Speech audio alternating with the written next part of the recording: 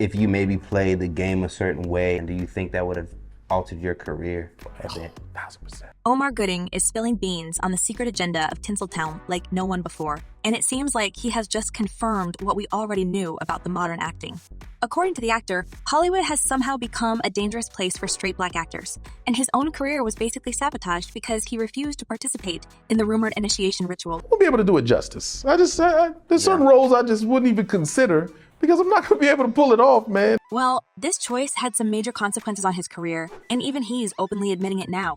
You see, Omar is familiar with certain things that the industry is doing to young and talented artists, and in no way he wanted to be a part of that horrible game. As he said in his interview, "I know what I'm good at. I know the type of roles my fans will like and something I'll be proud of, and the type of shows I can watch with my family, something my mother will be proud of." Seems like Omar was against the will of mighty producers and directors who wanted him to play certain types of roles, and that's why he didn't get to enjoy the fame and wealth he deserves. I mean, the guy is actually super talented, but his dignity and principles sent him to the lowest rank of the celebrity food chain. That's the tip of the iceberg. And them more than they gonna be offended by me saying something slanderous. They gonna be just like, oh, come on now, really? But Omar is sick and tired of being a pawn in a crafty hand of the industry heave hitters. He came forward and spilled the beans on this in an interview. He and his big bro Cuba Gooding both faced the craziness while trying to make it in the industry.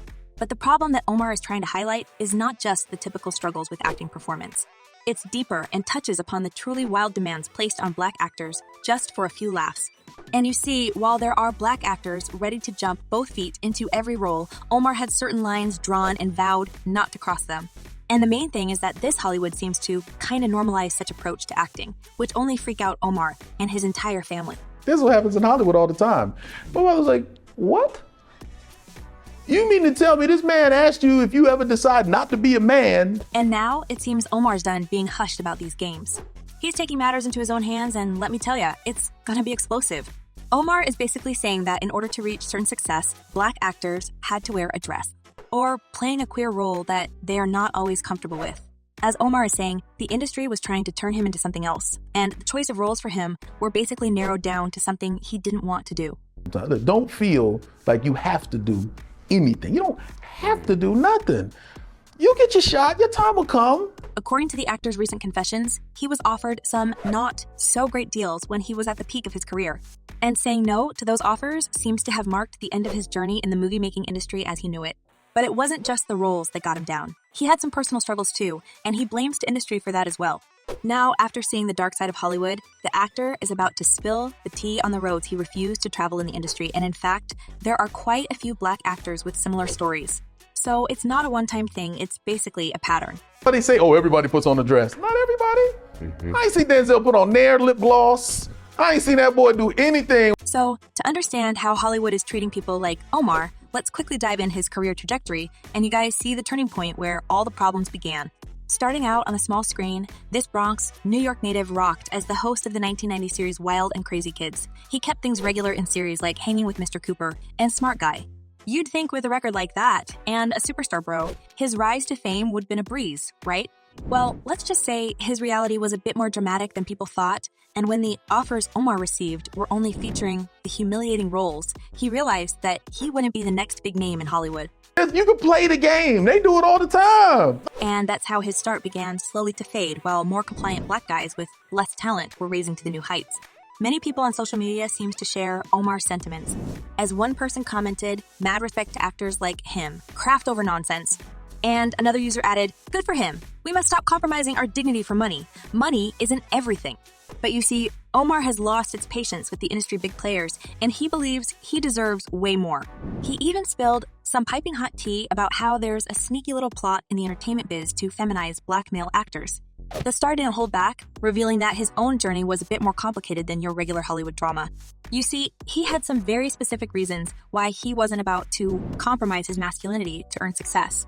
So I know how, I couldn't do something even be like, all right, fine, it's just acting. As he added in his interview, he wants to look back at his career and be proud of every role he was playing, and wearing a dress was certainly not a part of his inner core as an actor and a person. Plus, as Omar mentioned, his family would not approve such choices. I'm most proud of my body of work. I try not to compromise. I try not to do something just for the money. I stay selective and picky with the roles that I choose. So, you see, Omar had always been taking his job seriously, and apparently, he didn't want to turn into another black guy in a dress and portray the character he was not vibing with. And in fact, he didn't feel like going against his principles just for the sake of getting famous. Funny. Oh, we think it'd be great if you had on the wig with the blah, blah, blah. Why would I have to do all that? You see, as Omar said, if he ever found himself in a situation where he had to play a role like that, he'd probably end up playing something way more worse in the future. It's like a gigantic snowball of humiliation that the industry loves to practice. And it's not like Cuba was playing a diva, he just wanted fair game for everybody in Tinseltown, but according to him, the showbiz giants only promote the compliant actors, and everyone who's not dancing to their tune seems to be forgotten and kicked to the curb of the acting world. I'm just serious. I don't believe you had to do it anyway. You don't have to go there. Omar firmly believed that everybody has choices and has to deal with the consequences of those choices. He just thought the consequences of taking that route weren't worth it. However, this question raises a lot of controversy in the industry. As another black celeb, Chris Rock, mentioned, there's nothing bad in it. Men dressing as women is a comedy staple, like a pie in the face. But you see, Omar is just not having it. It wasn't just him who got offered these unconventional roles and was shocked to the core that a black actor needs to compromise somehow to please the Hollywood elites and heavy hitters. Maybe some people seem more approachable, and that could have been because of the roles he's taken. Omar is not the only one that's pointing at some clear red flags in the movie-making business, and apparently, the narrative goes back to the 80s and 90s when black actors were getting more recognition. However, it seemed like the only way to be noticed for them was to wear a dress, and the first celeb who noticed the alarming pattern was Cat Williams. He once reckoned in his interview that a guy in a dress might be hilarious, but when it comes to a black guy, it's just double fun for everybody. Funnier than a guy in a dress.